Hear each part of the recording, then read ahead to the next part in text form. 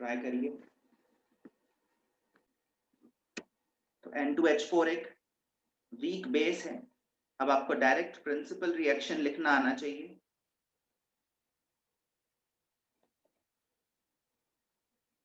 Principal reaction इस case में base की वाटर से होने वाली रिएक्शन ही है, जिससे बनेगा hydrazinium ion N2H5+ and hydroxide ion.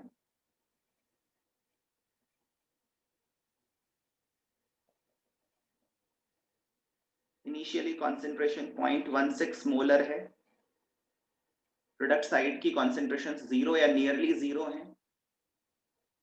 मैंने आपको दो सिंप्लीफिकेशंस लेने के बारे में भी बताया था। यहाँ पर एक सिंप्लीफिकेशन तो मैं ऑलरेडी ले चुका हूँ, वाटर के कंट्रीब्यूशन को नेग्लेक्ट करना। ऑटो आयनाइजेशन ऑफ वाटर वाली रिएक्शन मैंने स्ट्रेट अवे हटा ही दी है। और दूसरा जो नेग्लेक्शन है वो होता है एसिड या बेस की कॉन्सेंट्रेशन में आने वाले चेंज को नेग्लेक्ट करना। उसके लिए भी कुछ जनरल थंब रूल्स हैं। अगर इनिशियल कॉन्सेंट्रेशन Ka या Kb वैल्यू से अराउंड 1000 टाइम्स लार्जर हो या उससे भी ज्यादा बड़ी हो तो फिर चेंजेस मोस्ट प्रोबेबली नेग्लिजिबल होंगे। तो अगर आप बेसिक प्रोसेस फॉलो करेंगे, यहाँ पर चेंज x के टर्म्स में लिखेंगे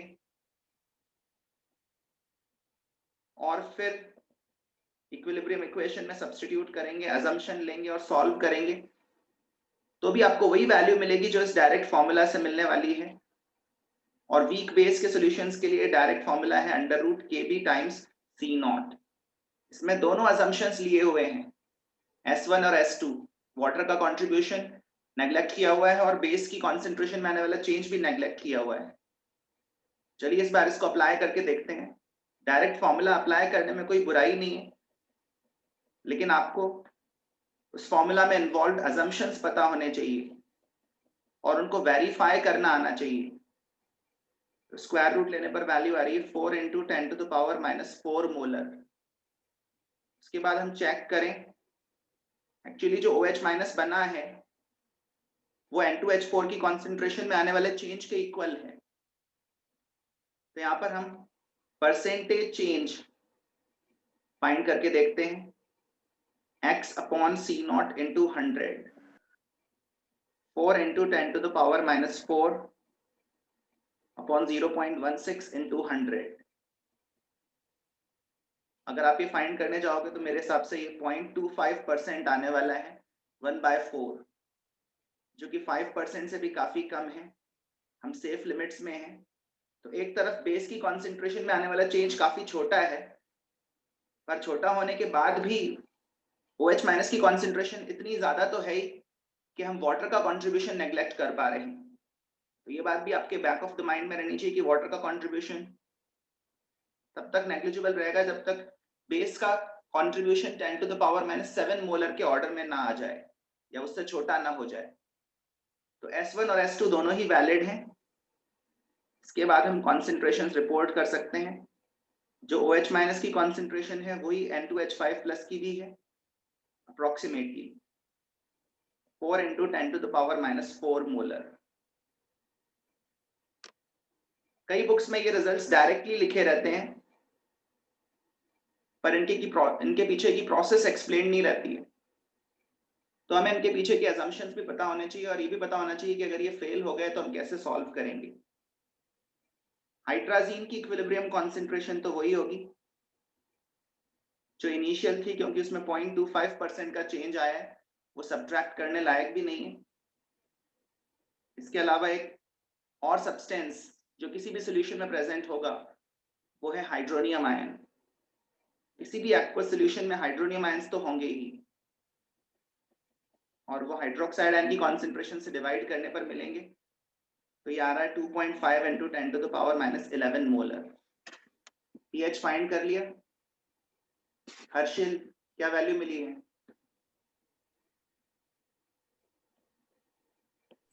सर वो मैंने गलती से POH निकाल दिया था एक्चुअली। कोई बात नहीं, तो pH क्या है? अगर POH आ चुका है मेरा 14 - 3.20। अब तो लॉग कैलकुलेशंस करने में आपको कंफर्टेबल होना चाहिए। देखो मैं भी अभी pH मान रहा था, इसको ये POH है। 14, तो ये 4 माइनस लॉग, yes, 14 minus 3.20. ये 3.4 है। pH 14 में से सब 3 substitute point, हाँ 10.6 आ जाएगा। आ गई थी ये वैल्यू। तो ये बहुत सिंपल क्वेश्चंस हैं पर कंफर्टेबली करने आने चाहिए। Percentage ionisation of the base भी फाइंड करना आना चाहिए। यही क्वांटिटी जो हमें यहाँ पर मिली है ये परसेंटेज आयनाइजेशन ऑफ हाइड्राजीन है।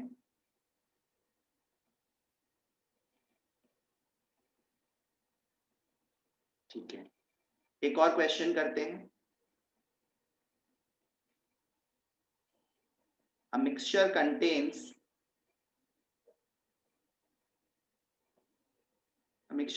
0.1 molar HCOH and 0.1 molar HOCN। HCOH को बोलते हैं फॉर्मिक एसिड और HOCN को बोलते हैं साइनिक एसिड।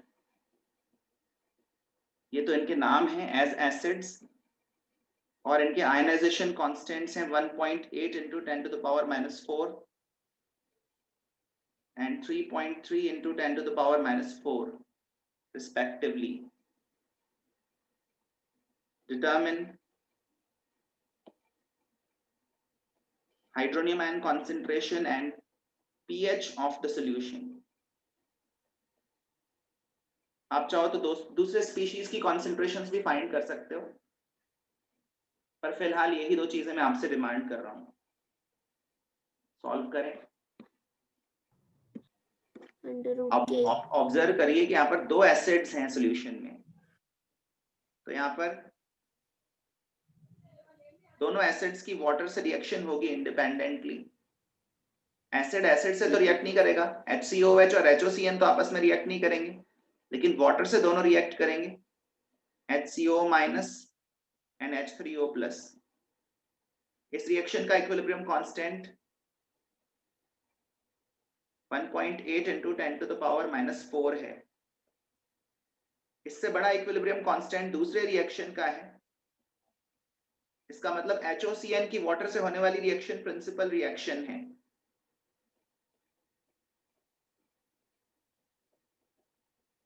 उससे बनेगा OCN minus cyanate ion and hydronium ion. एक और रिएक्शन भी हो रही है वाटर की वाटर से, ऑटो आयनाइजेशन। वो तो हमेशा ही होती है, हर एक्वस सॉल्यूशन में इक्विलिब्रियम पर पहुंचती है। इन रिएक्शंस के इक्विलिब्रियम कांस्टेंट्स अगर कंपेयर करें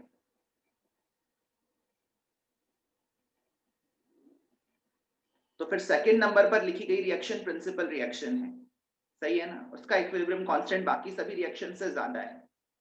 लेकिन पॉइंट ये है कि यहाँ पर जो दूसरे रिएक्शंस हैं उनके इक्विलिब्रियम दूसरा जो रिएक्शन है फॉर्मिक एसिड का वाटर से रिएक्शन, उसका इक्विलिब्रियम कांस्टेंट भी कंपैरेबल है। और अगर इन दोनों के इक्विलिब्रियम कांस्टेंट्स कंपैरेबल हैं तो फर्स्ट वाली रिएक्शन भले ही सब्सिडियरी रिएक्शन हो, उसको भी हमें साथ में लेकर चलना पड़ेगा। हमें दोनों रिएक्शंस के इक्विलिब्रियम साइमल्टेनियसली हैंडल करने पड़ेंगे। सब्सिडियरी रिएक्शन को ऑल टुगेदर इग्नोर तभी कर सकते हैं जब उसका इक्विलिब्रियम कांस्टेंट प्रिंसिपल रिएक्शन से काफी छोटा हो, जो कि थर्ड वाले रिएक्शन का है। थर्ड वाले रिएक्शन को हम for the time being ignore कर सकते हैं, लेकिन फर्स्ट और सेकंड रिएक्शंस को एक साथ लेकर चलना पड़ेगा। फॉर्मिक एसिड की शुरू में कॉन्सेंट्रेशन 0.1 मोलर है, हाइड्रोनियम आयन शुरू में है नहीं, हाइड्रोनियम आयन नियरली 0 है, फॉर्मेट आयन 0 है। ऐसे ही HOCN की भी कॉन्सेंट्रेशन 0.1 मोलर है, साइनेट आयन शुरू में है नहीं, हाइड्रोनियम आयन नियरली 0 है। उसके बाद HOCN में चेंज आया -X, ये दोनों बने XX, सॉरी HCOH में। HOCN में चेंज आया Y, -Y, प्रोडक्ट्स बने +Y। पर समझने वाली बात यह है कि हाइड्रोनियम आयन दो रिएक्शंस में प्रोड्यूस हो रहा है, और अगर वो दो रिएक्शंस में प्रोड्यूस हो रहा है तो इसका अमाउंट दोनों रिएक्शंस में कॉमन दिखना चाहिए। साइमल्टेनियस इक्विलिब्रिया इसी को कहते हैं। तो अगर हाइड्रोनियम आयन सेकंड रिएक्शन से Y अमाउंट में बना है तो Y यहां पर भी लिखना पड़ेगा।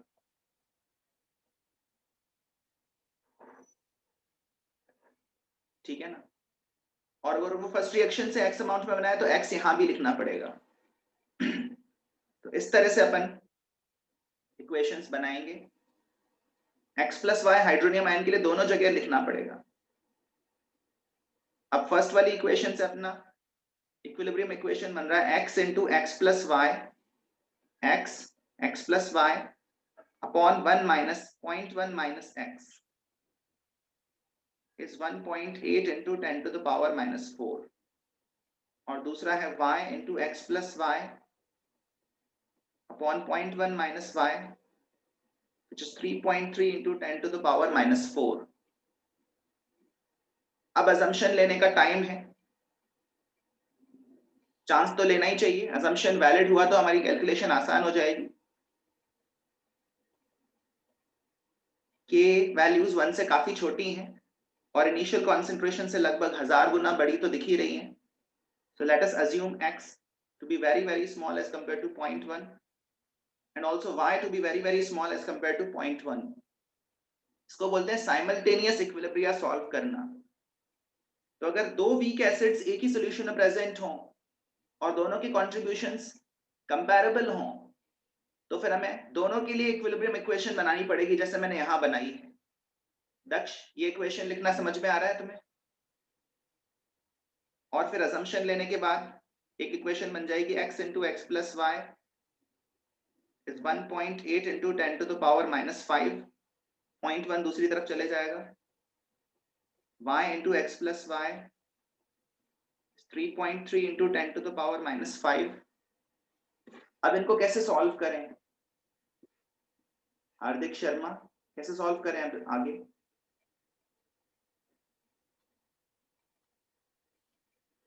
देखा जाए तो हमें x प्लस वाई फाइंड करना है।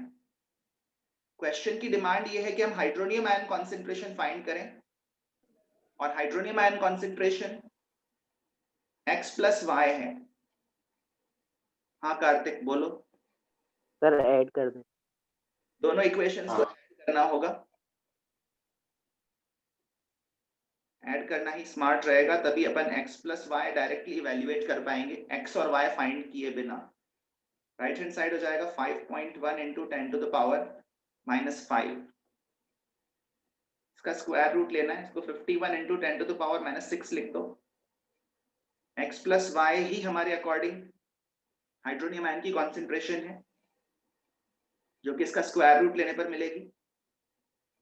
अब थोड़ा अंदाजा लगाएं, 49 का स्क्वायर रूट 7, 64 का स्क्वायर रूट 8, 51 का स्क्वायर रूट जो है वो 5.1 और 7.1 और 7.2 के बीच में होगा। 7.1 भी ठीक है, 7.2 भी एक्सेप्टेबल है। चलिए फिलहाल 7.1 into 10 to the power minus 3 लिख दिया x के लिए, x प्लस वाई के लिए। ध्यान रहे हमने x और y को 0.1 के रिस्पेक्ट में नेग्लेक्ट किया था, अभी हमें x प्लस वाई की वैल्यू मिली है। असम्पशन चेक करना भी इंपॉर्टेंट है। अगर हमें x प्लस वाई की वैल्यू मिल गई है तो इन इक्वेशंस को यूज करके हम x और y भी इंडिविजुअली फाइंड कर सकते हैं ना। तो फिर फर्स्ट वाली इक्वेशन में x प्लस वाई सब्सटीट्यूट कर दें।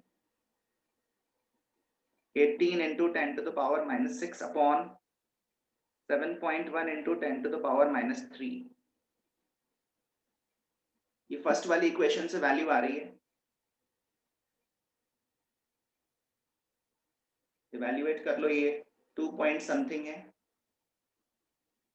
2.53 into 10 to the power minus 3,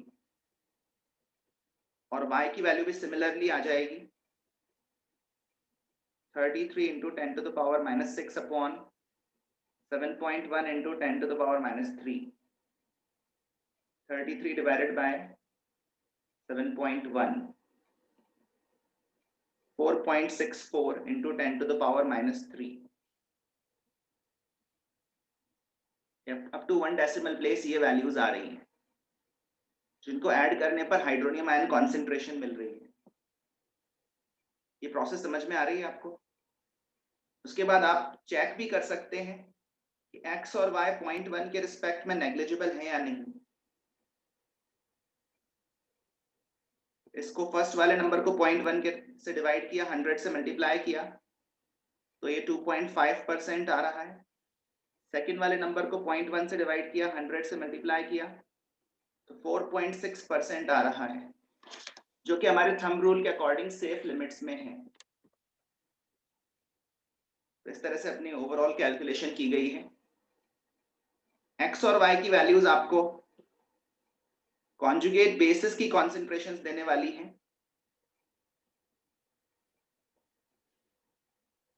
x और y की वैल्यूज कॉन्जुगेट बेसिस देने वाली है और x plus y hydronium ion concentration. ये दीक्षा, ये करना समझ में आ रहा है? Yes, sir. Evaluate the pH of the solution minus log hydronium ion concentration 7.1 into 10 to the power minus 3. इसको लिख सकते हैं 3 minus log 7.1। थोड़ा सा अंदाजा लगाएं, 7.1 का log लगभग 0.85 होगा, जहां से pH वैल्यू आ रही है 2.15। कितने लोगों को आंसर मिल गया था? कौशल और प्रथम कर पाए? सर सॉल्व पूरा नहीं हो पाया, टाइम थोड़ा ज्यादा चाहिए था। एक्चुअली देखा जाए तो आयनिक इक्विलिब्रियम की कैलकुलेशंस कॉमन सेंस बेस्ड हैं। इसमें बहुत ज्यादा थ्योरी तो है नहीं, आपको बस कॉमन सेंस पर बेस्ड अजम्पशंस लेते जाने होते हैं। अगर आप सही अजम्पशंस ले पाते हैं, गलत अजम्पशंस नहीं लेते तो फिर आपको आंसर मिल ही जाएगा। चलिए अब एक क्वेश्चन गैसेस की एक्सरसाइज शीट का करते हैं, जो मुझसे एक स्टूडेंट ने पूछा था। सर वो क्वेश्चन, हाँ गौरव पूछना है कुछ? सर ये जो अभी आपने लास्ट क्वेश्चन कराया, आपका वे तो मेरे को समझ आ गया, मैंने इस तरीके से किया, लेकिन मैंने इससे पहले एक और वे से तैयार कोशिश की थी। इसके अंदर मैंने दोनों इक्वेशंस के अंदर अलग अलग H3O+ की वैल्यू निकाली थी और आंसर सेम ही आ रहा था। दोनों रिएक्शन से इंडिपेंडेंटली फाइंड करी थी। Yes sir. सर थोड़ा डिफर कर रहे हैं, बस ये थोड़ा नहीं सा ही मेरे कर ख्याल रहा से था तो सर। गलत हो सर जाएगा। 2 पॉइंट कुछ आ रहा था समथिंग, बट 2.15 तो नहीं आ रहा था, इतना तो पक्का है। सर गलत आ रहा था, अगर अलग अलग निकालते मतलब अगर साइमल्टेनियसली सॉल्व नहीं करते तो 2 आ रही थी पीएच की वैल्यू, मतलब 0.15 से डिफर कर रहा था। थोड़ा डिफरेंस आ रहा है, और वो थोड़ा डिफरेंस आ रहा है तो आप थोड़ा लकी हैं ऐसा मान लीजिए, अदरवाइज वो मेथड सही नहीं है। मेथड तो यही है, ओके सर। अपन को साइमल्टेनियसली ही Okay, सॉल्व sir. करना पड़ेगा। किसी और क्वेश्चन में डिफरेंस ज्यादा आ सकता है। Thank you sir. ये वाला क्वेश्चन अटेम्प्ट कर लो, जिन्होंने किया हुआ है वो भी एक बार कर लो। नेचुरल गैस मीथेन और इथेन का मिक्सचर है प्राइमरीली, इसके अलावा भी कोई गैस हो सकती है बट मोस्टली यही दोनों हैं। इन दोनों में भी मीथेन का मोल फ्रैक्शन ज्यादा है 0.915,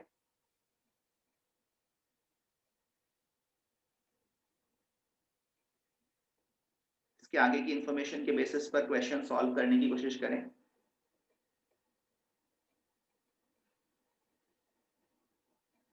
mole fraction of methane is 0.915। अपने पास 15.50 ग्राम्स नेचुरल गैस का सैंपल है,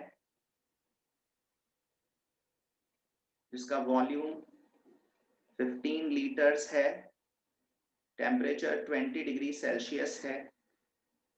कुछ इजियर नंबर्स होते तो कैलकुलेशन थोड़ी आसान होती, नेवरदलेस प्रोसेस तो हो ही जाएगी। 51st क्वेश्चन में हमसे पूछा है total moles of gas. 52nd question में हमसे पूछा है total pressure of the sample इन एटमॉस्फेयर्स। और पार्शियल प्रेशर्स मोल फ्रैक्शंस को यूज करके आ जाएंगे, partial pressures of methane and ethane. ठीक है,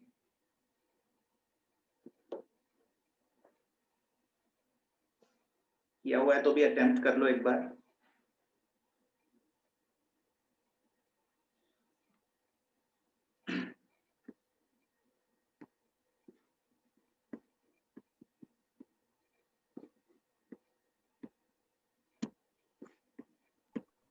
सर इसको अगर मतलब सॉल्व करने की जगह मतलब 52 क्वेश्चन से स्टार्ट करें तब मतलब जैसे मोल्स का रेशियो दे रखा है तो पार्शियल प्रेशर्स का रेशियो भी उसमें आएगा, उससे अपन मतलब आइडेंटिफाई कर लेंगे ऑप्शंस आंसर। जज कर लें। यस सर, एंड फिर 52 से 51 भी आ जाएगा, दोनों को ऐड करके जो भी दो आंसर निकाले। एंड टोटल मोल्स तो वैसे भी मतलब 15.5 ग्राम दे रखा है तो उससे निकाल लेंगे, मतलब ऑब्जेक्टिव क्वेश्चन में अपन ऐसा कर सकते हैं, उसमें कोई प्रॉब्लम नहीं है, लेकिन इस बार एक बार उसको सब्जेक्टिवली भी सॉल्व करते हैं प्रॉपर वे में।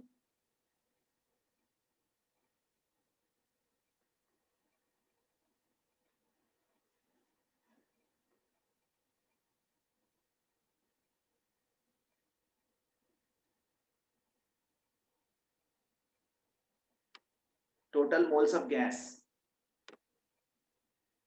मास दे रखा है अपन को, और अपन को ये भी पता है दो गैसेस हैं मीथेन एंड इथेन, इनके मोल फ्रैक्शंस, एक का गिवन है तो दूसरे का आ ही जाएगा। तो सबसे पहले आप मीन मोलर मास फाइंड कर लो, मीन मोलर मास, क्योंकि मोल फ्रैक्शंस इनटू मोलर मासेस का सम होता है, मोल फ्रैक्शंस इनटू मोलर मासेस का सम।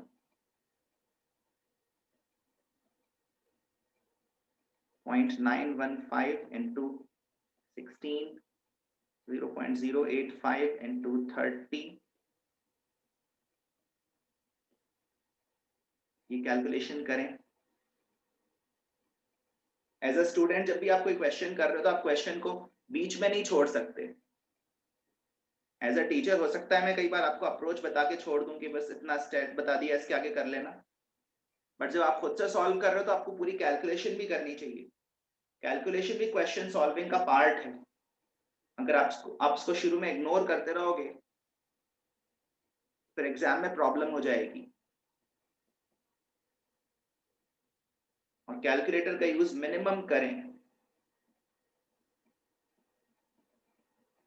अभी तो मैं कैलकुलेटर से सॉल्व कर रहा हूं, मैं आपको बता दूं, लेकिन आप लोगों को खुद के लेवल पर अच्छे से सॉल्व करना चाहिए। ठीक है, तो इन दोनों को ऐड करेंगे अब अपन। 16, 17, 17.19 ग्राम्स पर मोल, ये मीन मोलर मास आ रहा है। हमें टोटल मास भी दिया हुआ है नेचुरल गैस का और मीन मोलर मास भी आ गया, मतलब पूरे मिक्सचर का मास भी पता है, मीन मोलर मास भी पता है, तो यहां से अपन टोटल मोल्स फाइंड कर सकते हैं। जैसे एक गैस के लिए करते थे मास अपॉन मोलर मास, वैसे ही पूरे मिक्सचर के लिए भी कर सकते हैं। पूरे मिक्सचर के लिए करोगे तो फिर मीन मोलर मास की जरूरत पड़ेगी। 15.50 को 17.19 से डिवाइड, 17.19 से डिवाइड करें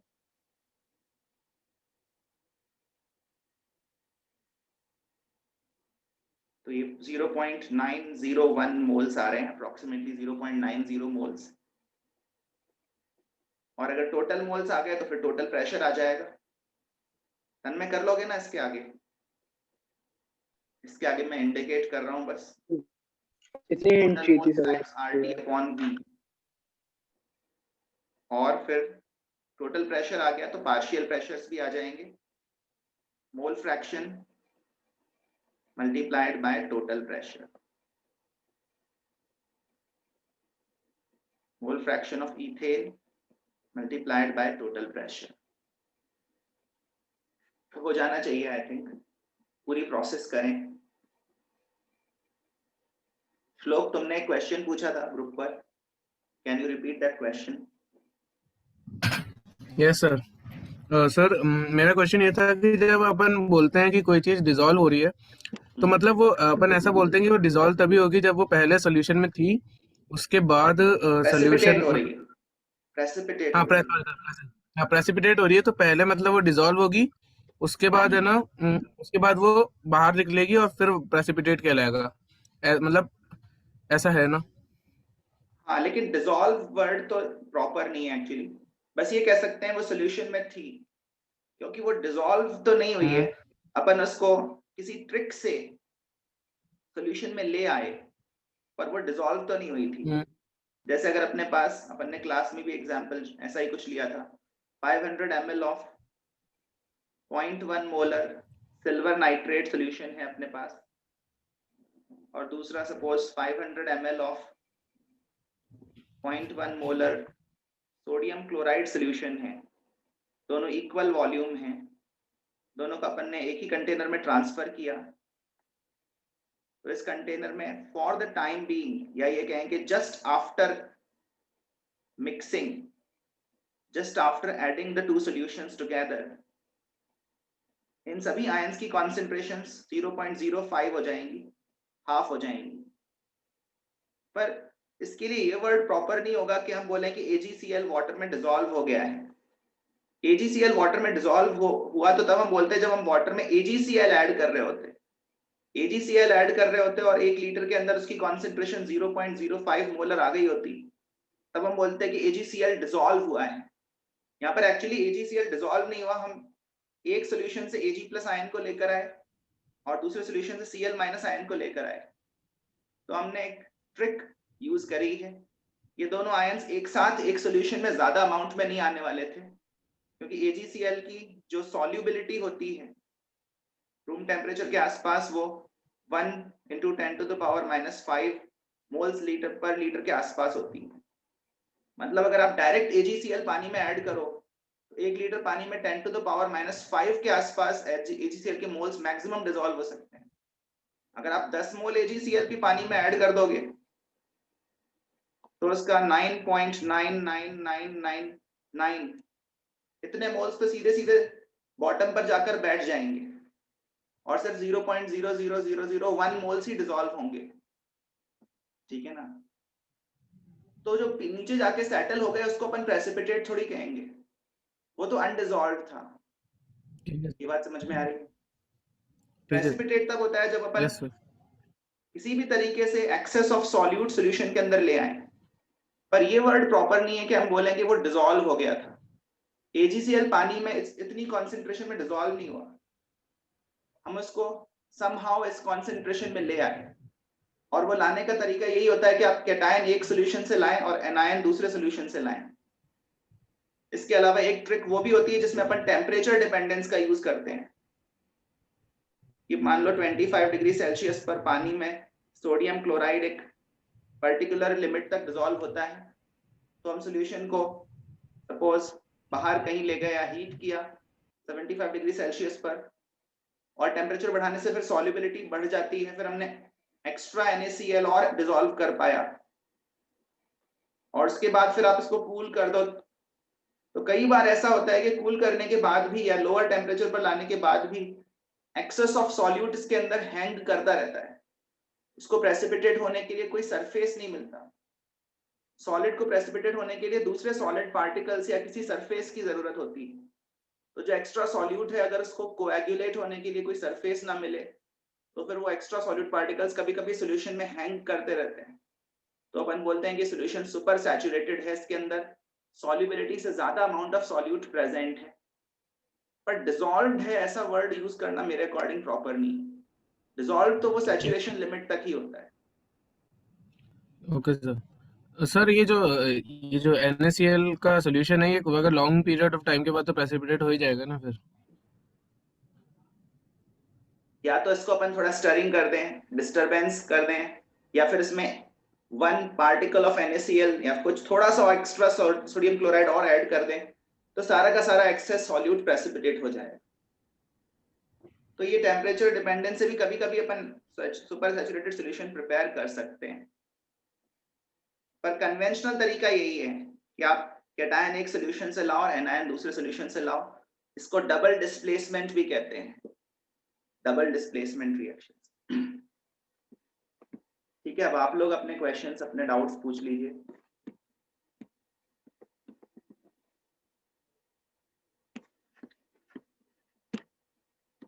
एक्सरसाइज शीट आप लोग करते रहें। मेरा शेड्यूल थोड़ा सा बिजी रहता है, मैं होमवर्क यूजुअली अब मैसेज नहीं कर पा रहा हूँ, बट ये अंडरस्टूड है कि जितना चैप्टर हो गया है उससे रिलेटेड क्वेश्चंस अपन को करते रहने हैं। चलिए एक question acid base properties of salts पर बेस्ड भी कर लेते हैं quickly.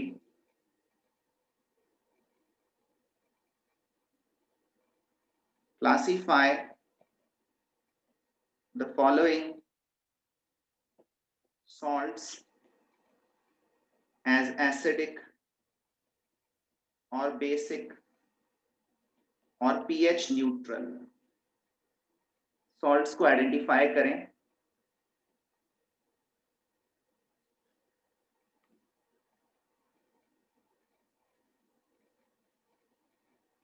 Zinc chloride salt solution है, कॉन्सेंट्रेशन मेंशन नहीं कर रहा हूं, इसकी कोई जरूरत भी नहीं है। 0.1 molar KCN solution, potassium cyanide,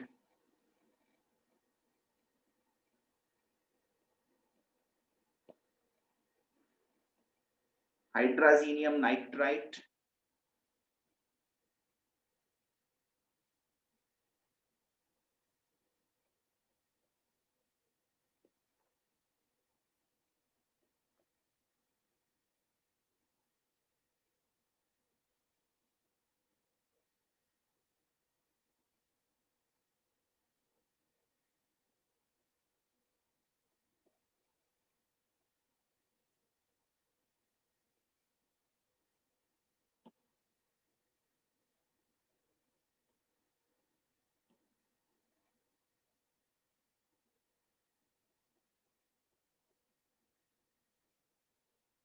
classify करें।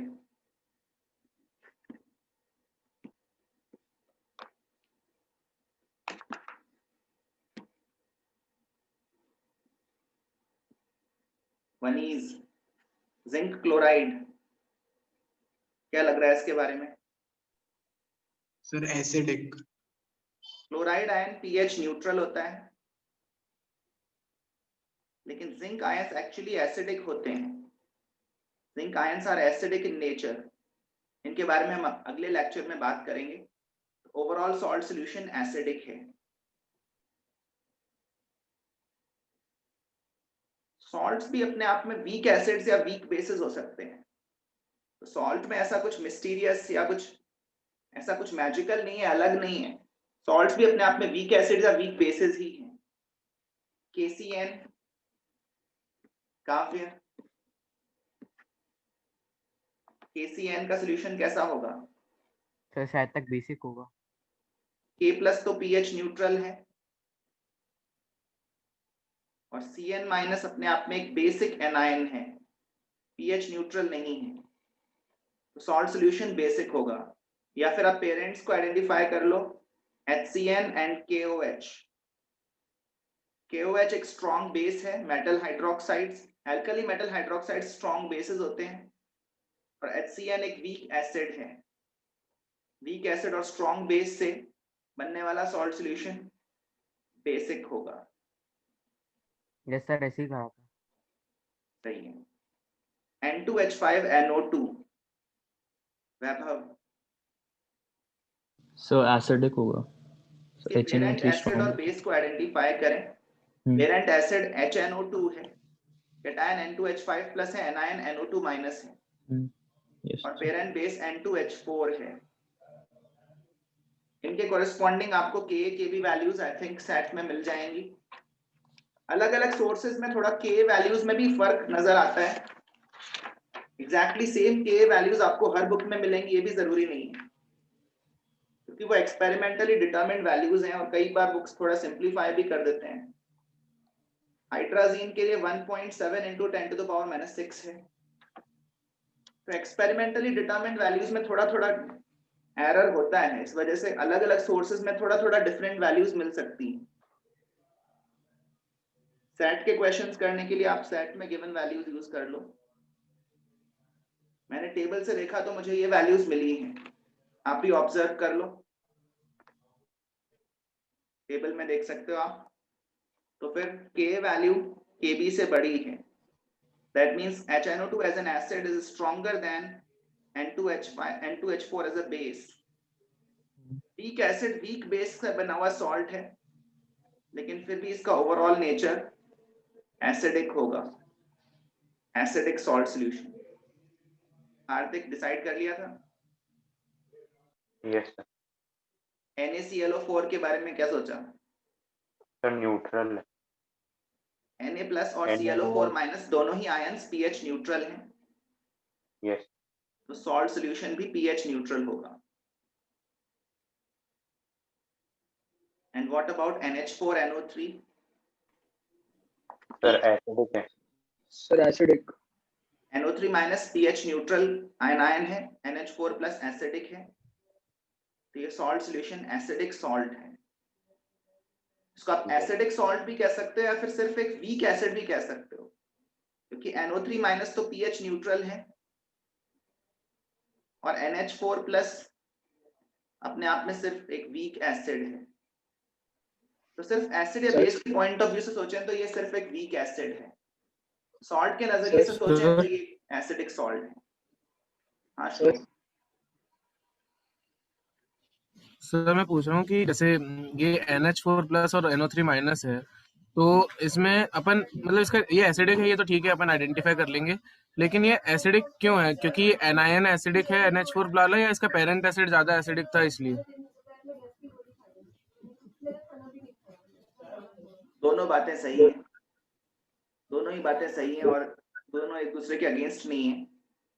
इसके पेरेंट्स हैं NH3 and HNO3। Parent base अपने आप में एक वीक बेस है और पेरेंट एसिड अपने आप में एक स्ट्रॉन्ग एसिड है। तो एक स्ट्रॉन्ग एसिड सॉल्यूशन में जितने हाइड्रोनियम आयंस प्रोड्यूस करेगा, एक वीक बेस उतने हाइड्रोक्साइड आयंस प्रोड्यूस नहीं कर पाएगा। इसी वजह से सॉल्यूशन में हाइड्रोनियम आयंस की कॉन्सेंट्रेशन डोमिनेट करेगी, इस तरह से अपन सोच सकते हैं। तो जब ये दोनों एक ही सॉल्यूशन में मिक्स किए जाएंगे इक्वल अमाउंट्स में, तो बनने वाला सॉल्यूशन एसिडिक रहेगा। इस तरह से भी सोच सकते हो सर, और इस तरह से भी सोच सकते हो कि वीक बेस से जो कॉन्जुगेट एसिड आता है NH4 प्लस, वो अपने आप में एक वीक एसिड ही होता है, और स्ट्रॉन्ग एसिड से जो कॉन्जुगेट बेस आता है NO3 माइनस, वो बेसिक नहीं होता। स्ट्रॉन्ग एसिड का कॉन्जुगेट बेस अपने आप में बहुत ही वीक बेस होता है, उसका बेसिक कैरेक्टर नेग्लिजिबल है। तो इन दोनों को मिलाकर जो सॉल्यूशन बनेगा वो एसिडिक होगा। सर। हाँ सर तन्ने बोल रहा हूँ। हाँ बोलो। सर एक डाउट था कि सर जैसे है ना, मतलब अपन कंपाउंड्स की बात तो अपन जैसे कर रहे हैं, मतलब सॉल्ट की बात अपन कर रहे हैं, लेकिन सर जैसे Cr3+ अगर मैं लेता हूँ तो सर उसमें जज करने में थोड़ी प्रॉब्लम आ रही थी। इसके बारे में अपन अगली क्लास में बात करेंगे। अगर आपके पास अभी सेट हो तो सेट में आप पेज सर नंबर, सेट का ही क्वेश्चन है। हाँ तो वो क्वेश्चंस अगली क्लास के बाद हैंडल हो जाएंगे। ठीक है उसमें सर। नंबर 91 पर एक हेडिंग लिखी हुई है salts that yield acidic solutions, और इस सेक्शन पर अभी अपना डिस्कशन चल रहा है। अगर आप आज का लेक्चर ध्यान से देखो तो मैंने मेंशन किया है कि दो तरह के सॉल्ट्स एसिडिक सॉल्यूशन बनाते हैं। एक तो वो होते हैं जिनमें कैटायन एक वीक बेस का कॉन्जुगेट एसिड होता है, जैसे NH4 प्लस है या N2H5 प्लस है, ये वीक बेस का कॉन्जुगेट एसिड है। और दूसरे वो होते हैं जो highly charged and small sized metal ions होते हैं, जैसे Al3 प्लस, Cr3 प्लस, जिनका चार्ज ज्यादा हो और साइज कम हो। ऐसे कैटायंस में भी एसिडिक कैरेक्टर आता है आफ्टर हाइड्रेशन। इसको अपन और बेटर एक्सप्लेन करेंगे प्रॉपर्ली क्लास में। होता ये है कि वाटर में जाकर इस तरह के कैटायंस वाटर मॉलिक्यूल्स के साथ कोऑर्डिनेट बॉन्ड्स बना लेते हैं। तो ये जो एरो मैं दिखा रहा हूँ ये एक्चुअली कोऑर्डिनेट बॉन्ड को दिखाने के लिए है, बताने के लिए है।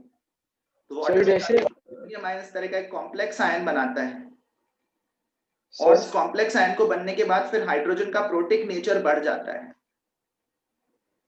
मतलब वाटर में जो दो हाइड्रोजन लगे हुए हैं ना, वो अब ज्यादा एसिडिक हो जाते हैं और ये कॉम्प्लेक्स अपने आप में लॉरी ब्रॉन्स्टेड एसिड बन जाता है। Al3+ तो ल्यूइस एसिड है।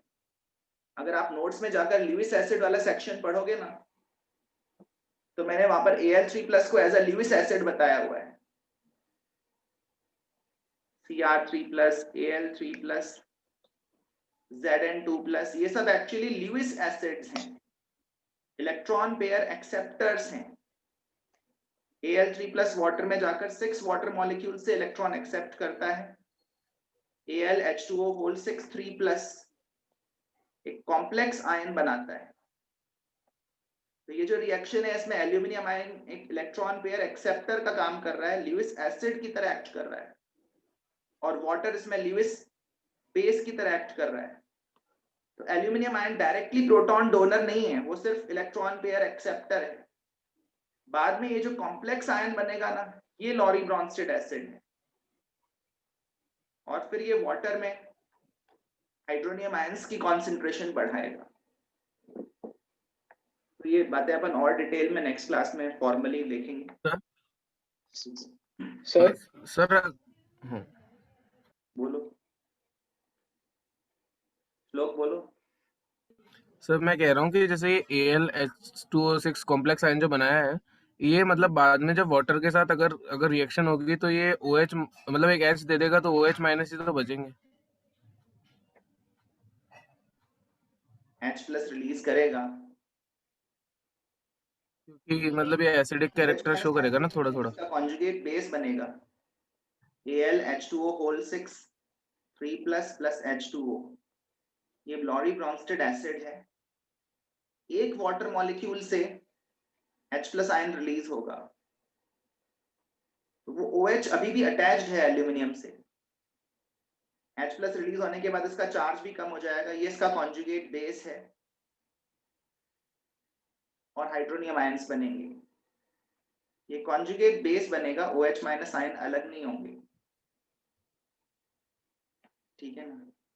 और इस रिएक्शन का इक्विलिब्रियम कांस्टेंट अच्छा खासा होता है। अगर आप अपन सैट में देखें तो ये वैल्यू 1.4 × 10⁻⁻5 दे रखी है, which is quite significant। Acetic acid के कंपैरेबल है। इसका मतलब ये सॉल्यूशन में हाइड्रोनियम आयंस की कंसंट्रेशन बढ़ाने वाला है। ऐसा ही एक क्वेश्चन मैंने एक्चुअली क्लास में करवाया हुआ है लिथियम आयन को लेकर, LiH2O4+। लेक्चर नोट्स में अगर आप देखें, और वो आप एक्सरसाइज शीट में भी देख सकते हो, ये वाली रिएक्शन आपको मिल जाएगी।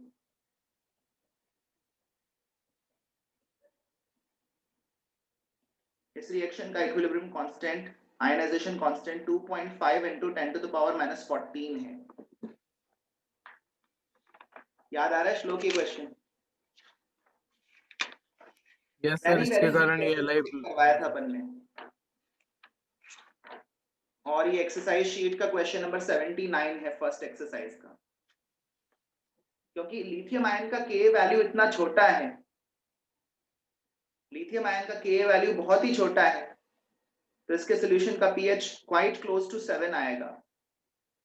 नोट्स में देखकर बताओ कितना आया था इसका pH। pH of 0.1 molar LiCl solution हमने फाइंड किया था 6.96। 6.96। Yes sir. तो ये 7 के काफी पास आया है। इसी वजह से मैंने नोट्स में Li+ को pH न्यूट्रल आयन की कैटेगरी में ही लिखवाया है, pH न्यूट्रल कैटायन। पर जैसे जैसे साइज ऑफ आयन छोटा होता जाता है और उसका चार्ज बढ़ता जाता है, उसके इस हाइड्रेट में एसिडिक कैरेक्टर बढ़ता जाता है। Li+ को अपन प्रैक्टिकल पर्पसेस के लिए pH न्यूट्रल ही मान के चलेंगे, बट ये पता होना चाहिए कि इसमें थोड़ा सा very slight amount of acidic character तो है। 0.1 मोलर LiCl सॉल्यूशन देखा जाए तो एक सॉल्ट का ही सॉल्यूशन है। अगर ऑप्शन में ऐसा लिखा हुआ है कि सॉल्ट का सॉल्यूशन वेरी वीकली एसिडिक होगा, तो आप उसको मार्क कर देना। और अगर ऐसा नहीं लिखा हुआ है वेरी वीकली एसिडिक, तो फिर मेरे ख्याल से पीएच न्यूट्रल बेटर होगा इसको मार्क करना, क्योंकि Li+ का एसिडिक कैरेक्टर काफी कम है। यहाँ पर अपन को सब्सिडियरी रिएक्शन भी एक साथ लेकर चलनी पड़ी थी, क्योंकि Ka ऑफ एसिड Kw के कंपैरेबल है। ठीक है, और कुछ सर क्वेश्चंस हो तो पूछ लें। सर हाँ बोलो तन्मय। सर इस मतलब सर जो भी मतलब जैसे अपने मेटल स्मॉल मेटल के केटायंस हमने जो अभी तक कंक्लूड किया, तो सर हम ऐसे कह सकते हैं कि जो Al3+ और Cr3+ ये सब है सर, इनकी हाइड्रेशन एंथैल्पी ज्यादा होती है, जो हमने इनऑर्गेनिक में भी पढ़ा था। राइट, ये हाइड्रेट ज्यादा ओके सर। होता है, सही बात है। Okay next sir. क्लास का वेट कर लो, यही सब चीजें आने वाली हैं। ठीक है ना प्रतीक्षा?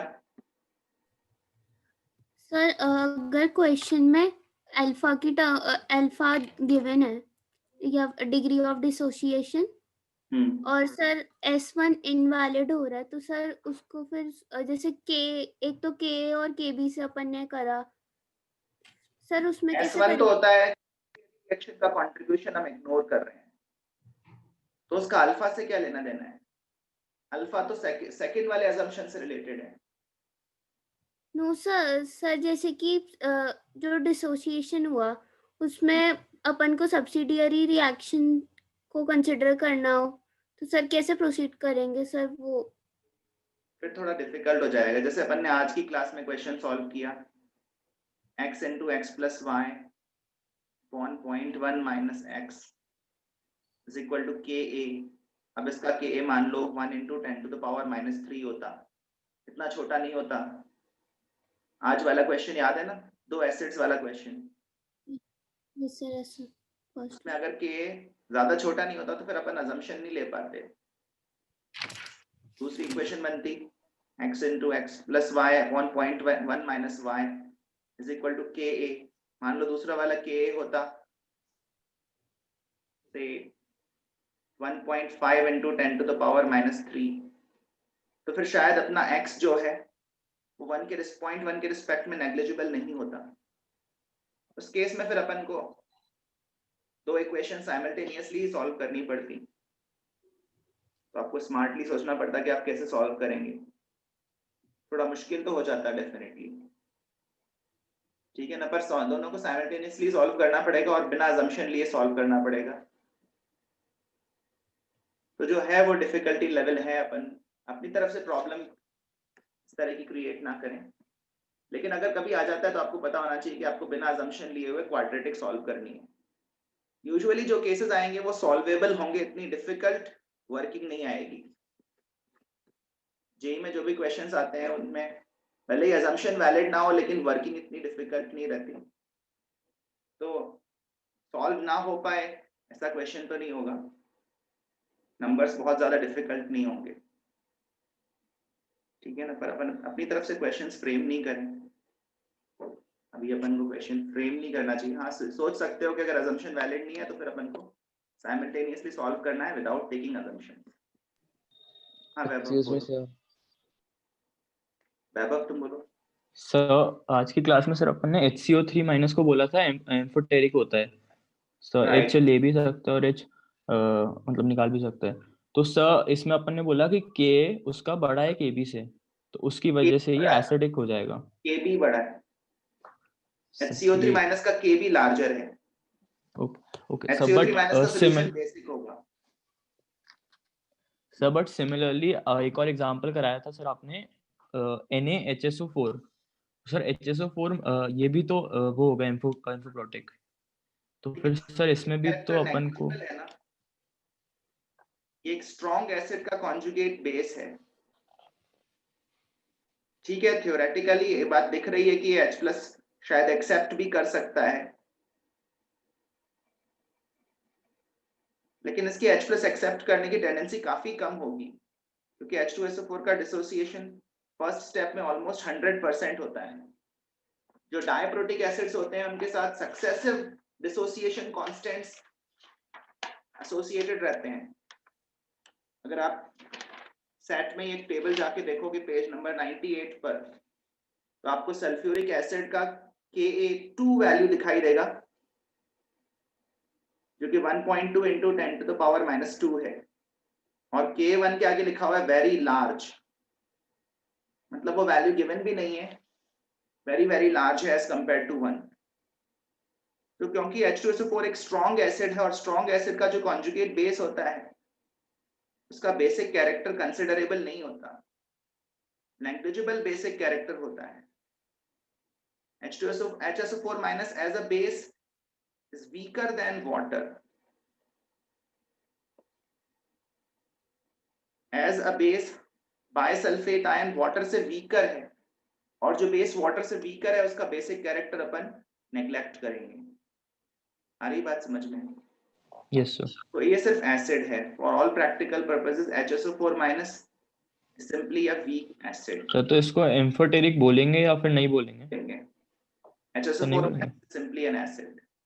Okay sir. एम्फोटेरिक नहीं बोलेंगे। HSO3 माइनस को एम्फोटेरिक बोल सकते हैं, एम्फीप्रोटिक बोल सकते हैं, वो बाइसल्फाइड आयन है। HSO4 माइनस का बेसिक कैरेक्टर नेग्लिजिबल है, इसलिए इसको अपन सिंपली एज एसिड ही ट्रीट करेंगे। और एम्फीप्रोटिक स्पीशीज एसिडिक भी हो सकते हैं ओवरऑल और बेसिक भी हो सकते हैं।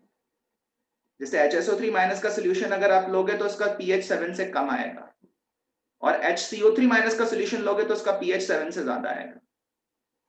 तो अगर आपसे दो स्टेटमेंट्स पूछे जाएं, पहला HCO3 minus is amphiprotic, acidic as well as basic, और दूसरा स्टेटमेंट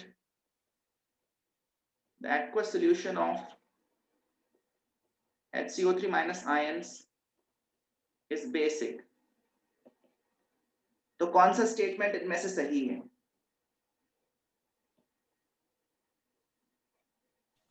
सब 1 तो सही है एंड दोनों ही 2 सही है। भी सही होना चाहिए sir. HCO3 Yes, minus sir. Amphiprotic भी है, लेकिन उसका सोल्यूशन बेसिक भी है, क्योंकि उसकी बेसिक स्ट्रेंथ उसकी एसिडिक स्ट्रेंथ से ज्यादा है। नेवरदलेस वो वाटर में दोनों तरह से रिएक्ट तो कर रहा है सिग्निफिकेंटली, पर एक रिएक्शन का एक्सटेंट ज्यादा है, ठीक है ना। एम्फीप्रोटिक स्पीशीज पर भी अपन आगे बात करेंगे, कोई भी केस अपन छोड़ने वाले नहीं है। ऑल पॉसिबल केसेस में आप pH कैलकुलेशंस करना सीख जाओगे by the end of the chapter. Strong acid हो, स्ट्रॉन्ग बेस हो, वीक एसिड हो, वीक बेस हो, वेरी वीक एसिड हो, ठीक है ना, एम्फीप्रोटिक हो, डायप्रोटिक हो, सॉल्ट हो, ट्राइप्रोटिक हो, ऑल काइंड ऑफ केसेस आप हैंडल करना सीख जाओगे। और अगर कोई नया केस आ जाता है तो आपको एकदम बेसिक अप्रोच फॉलो करनी है।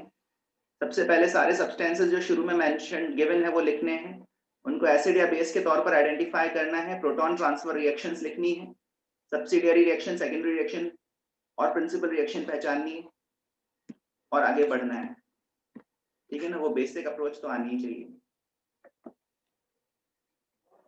और किसी का डाउट हो तो पूछें। सर AlH2O मतलब AlH2O होल 6 पे 3+ का चार्ज में कोऑर्डिनेट कोवेलेंट बॉन्ड कैसे बनता है, मतलब फिगर हाइब्रिडाइजेशन के बाद बनता है।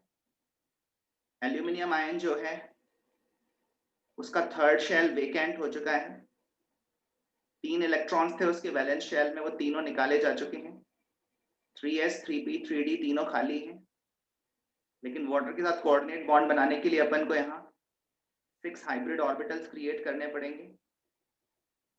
तो एम्प्टी ऑर्बिटल्स की भी मिक्सिंग की जा सकती है हाइब्रिडाइजेशन में, और 6 नए ऑर्बिटल्स क्रिएट होंगे, सबका नाम sp3d2 होगा, और इनका अरेंजमेंट ऑक्टाहेड्रल होगा। और बाद में वाटर मॉलिक्यूल्स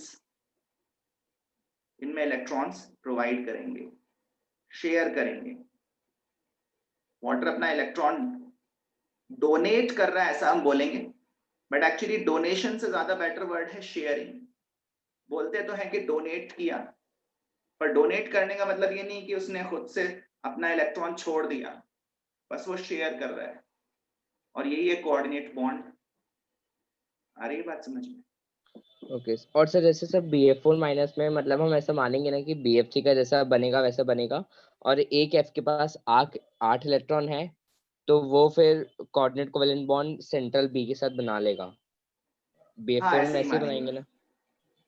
हाँ बिल्कुल ऐसे ही ओके मानेंगे सर। कि एम्प्टी ऑर्बिटल है, फिर फ्लोराइड आयन उसमें इलेक्ट्रॉन पेयर डोनेट करेगा और उसके बाद बोरॉन और का हाइब्रिडाइजेशन भी चेंज हो जाएगा, वो टेट्राहेड्रल हो जाएगा, sp3 हाइब्रिड हो जाएगा।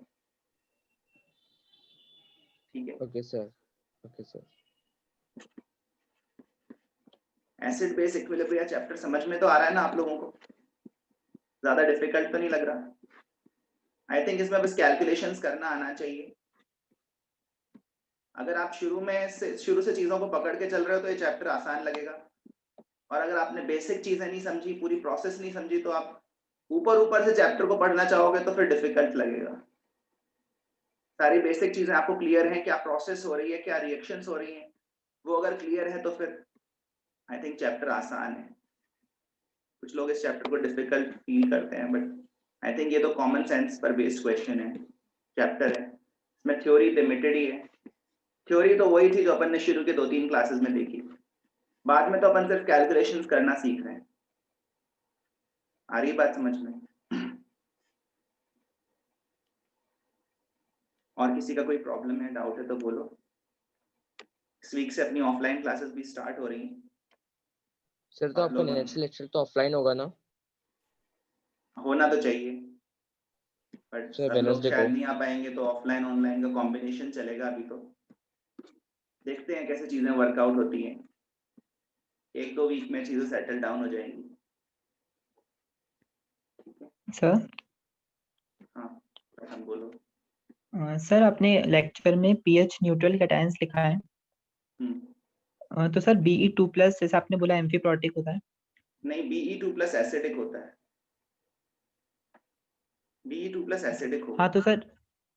हाँ तो सर कोई बेसिक कैटायन के भी एग्जांपल होते हैं या फिर सारे या तो एसिडिक होंगे या न्यूट्रल होंगे?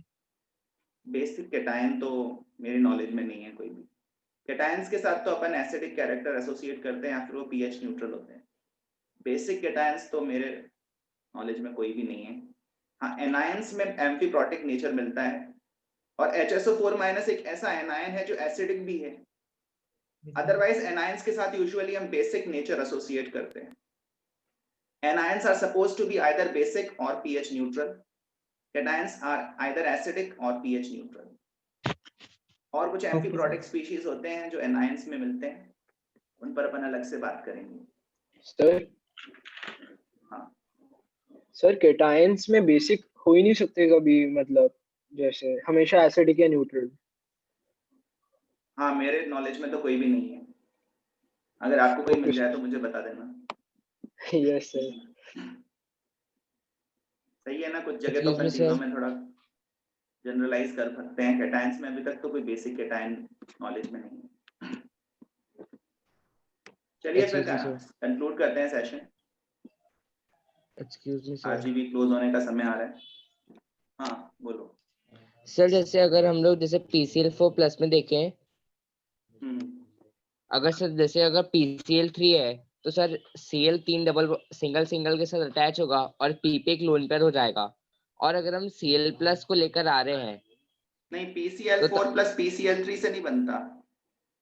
PCl6 एक्चुअली जब सॉलिड स्टेट में एग्जिस्ट करता है ना, PCl6 सॉलिड स्टेट में जब एग्जिस्ट करता है तो PCl5 जब सॉलिड स्टेट में एग्जिस्ट करता है तो PCl4+ और PCl6- के फॉर्म में एग्जिस्ट करता है। PCl5 गैसियस स्टेट में तो मॉलिक्यूल होता है, लेकिन जब सॉलिड स्टेट में आता है तो वो इन कैटायंस और एनायंस के फॉर्म में एग्जिस्ट करता है। तो दो PCl5 मॉलिक्यूल्स के बीच में एक क्लोराइड आयन का ट्रांसफर हो जाता है, इससे एक क्लोराइड आयन सेपरेट होके इसकी तरफ आ जाता है, और सॉलिड स्टेट में ये PCl4+ एंड PCl6- के फॉर्म में एग्जिस्ट करता है। PCl4+ का स्ट्रक्चर टेट्राहेड्रल हो जाएगा और PCl6- का स्ट्रक्चर ऑक्टाहेड्रल हो जाएगा। सर तो PCl4 में भी तो हम लोग कोऑर्डिनेट कोवेलेंट बॉन्ड बनवा सकते हैं ना? कैसे बनवाओगे? सर जैसे अगर हम मान लें कि अगर PCl3 है, ठीक है, और Cl+ हम लोग कहीं से ला रहे हैं, तो P के पास एक लोन पेयर है, वो इधर से PCl4 बना लेगा, PCl4+। हाँ इस तरह से आप थ्योरेटिकली सोच सकते हो सर, क्योंकि ऐसे ये देखेंगे तो बनता फिर नहीं है ना। और Cl+ भी एग्जिस्ट करता नहीं है। सर नो सर, हम लोग करवाते हैं ना Cl+ की रिएक्शन ऑर्गेनिक केमिस्ट्री में, Cl+ ही तो हम उधर अपना वो बनाते हैं, जैसे बेंजीन की जब रिएक्शंस होती है हमारे एरोमेटिक सिटी में, तो तभी तो हम लोग Cl+ को बनाते हैं।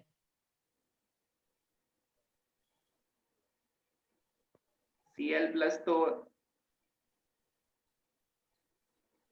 आप इस एल्कीन्स वाली रिएक्शन की बात कर रहे हो। CH3 CH double bond CH2 में अगर रिएक्शन कराई H2O+ Cl2, इसमें नो सर, बोल रहे हो कि अगर हम लोग ऑर्गेनिक में जैसे जो हम लोग उसके क्या बोलते हैं, सब्स्टिट्यूटेड बेंजीन की होती है ना वो, मैं सर नाम याद नहीं आ रहा। हाँ, इलेक्ट्रोफिलिक। EAS। हाँ EAS, तो EAS में तो सर हम लोग Cl+ से ही हम करवाते हैं रिएक्शन, Cl2 से। लेकिन तो Cl+ ही तो आखिर में बनता है ना। ठीक है बन सर सकता लेकिन है। क्योंकि पिछले असाइनमेंट में क्वेश्चन आया था, तो ऐसे तो हमने तो PCl ऐसे फिर चारों ही बन रहे थे हमारे, तो कोऑर्डिनेट कोवेलेंट PCl हमने S को ऐसे बना के देखा था, और वो AlH2 का थोड़ा कंफ्यूजन था, और जैसे BF4- भी, तो इसमें हम क्या मार्क करते हैं अब फिर?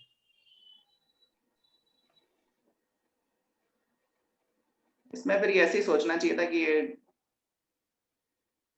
Cl+ तो आप किसी ल्यूइस एसिड की मदद से बना सकते हो, पर आप आइसोलेशन में Cl+ कहां से लेकर आओगे? FeCl3 है जो यहाँ से Cl- निकाल रहा है और फिर Cl+ बन रहा है। लेकिन वैसे तो Cl+ आइसोलेशन में अपन कहां से लाएंगे? ऐसे तो अपन कोई भी पॉसिबिलिटी क्रिएट कर सकते हैं कोऑर्डिनेट बॉन्ड बनाने के लिए। एम्प्टी ऑर्बिटल Cl+ में क्रिएट कर लिया। वैसे तो ये बेसिकली PCl5 से Cl- के निकलने पर बनता है PCl4+। क्लोरीन के लिए पॉजिटिव ऑक्सीडेशन स्टेट तो आप Cl+ चार्ज तो आप किसी दूसरे ल्यूइस एसिड की मदद से ही क्रिएट कर सकते हो, पर ठीक है, फिर भी थ्योरेटिकली आपको ये पॉसिबिलिटी लग रही है। क्वेश्चन के अकॉर्डिंग जो ऑप्शंस थे उसमें तो अपन को वही मार्क करना पड़ेगा, बेटर ऑप्शन तो वही था। और सर जैसे आपने बोला कि जब PCl5 टूट के बनता है तो वो PCl4+ और PCl6 में बनता है, तो तब PCl4+ का क्या स्ट्रक्चर होगा फिर? लिख तो दिया सामने, टेट्राहेड्रल टेट्राहेड्रल, और PCl6- का ऑक्टाहेड्रल। ओके सर, ठीक है, अच्छा चलिए ठीक है। अगर किसी के भी कोई पेंडिंग लेक्चर्स हैं तो प्लीज कंप्लीट कर लें कल तक, ताकि ऑफलाइन क्लासेस में अपन सब सिंक्रोनाइज्ड रहें, जो भी ऑफलाइन आने वाले हैं, और जो ऑनलाइन आने वाले हैं वो भी अपने लेक्चर्स पेंडिंग लेक्चर्स ना रखें, ताकि आप जब भी ऑफलाइन आने का मन करें तो आप सीधे बैच में इंक्लूड हो सकें। ठीक है ना, चलिए फिर कंक्लूड करते हैं। Thank you everyone, good night.